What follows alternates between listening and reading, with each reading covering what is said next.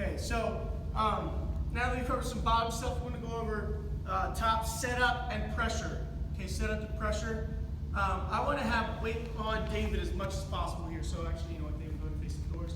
I want to have weight on David as much as possible. So if I set up on top, like most people are taught to set up on top with my butt back at my heel, I don't have a ton of pressure on David. A lot of his back is still visible here, and he can create pressure back into me.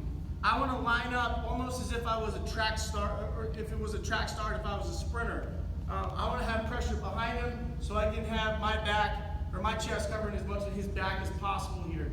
So I'm going to be lined up behind David. My knee's going to be pointing right toward his butt, hand on the navel. Other hand is going to be underneath his elbow. Underneath his elbow. I don't want to be over top because I want to be able to beat him inside on his first move. So again, knees pointing toward his butt, my chest is up on his back, head's right behind his head, hand underneath the elbow, other hand on the belly button here, and I'm creating downward pressure with my chest. Okay, I don't want to drive just forward here because as David works, he's going to come up to his feet using that forward pressure. So I want to be heavy. I'm creating pressure down using my chest. Okay, and off the whistle, I need to get off of my knees. So as soon as the whistle blows, my chest is going to become even heavier because I'm going to come off of my back knee here, and I'm trying to, if David's in good bottom position, I'm trying to unround or flatten out his back. So again, back knee is going to be pointed right at his rear end here. My chest is going to be heavy on his back. Hand's going to be underneath the elbow, other hand on the belly button, and I'm going to be heavy through my chest here. And again, when the whistle blows, all I'm doing, you can see it on the far side, all I'm doing is I'm taking this knee off the mat and I'm creating more pressure on my toes through my chest here. And my goal on top is always to be driving him to an elbow, creating pressure toward his hands.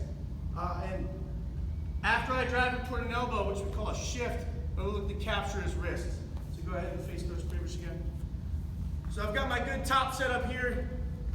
Knees pointing right to his butt, chest is heavy on his back, hands underneath the elbow, and I'm creating pressure using my chest.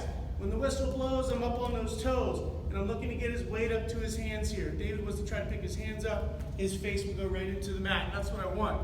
So I'm here, I've got good pressure up off my knees, and I'm going to do what we call a shift.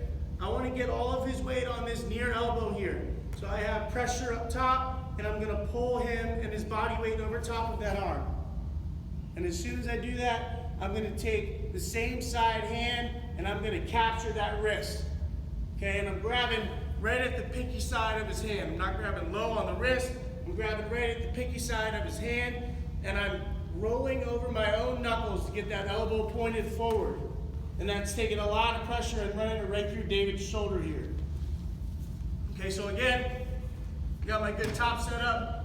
When the whistle blows, I'm putting weight on David, and I'm trying to get him to shift to an elbow. So my hands are just kind of hanging underneath his chest here, and I'm going to get weight going forward, and then shift him down to an elbow. When he goes to that elbow, I capture that wrist, and my pressure keeps going forward and down. I'm trying to get his forehead to the mat.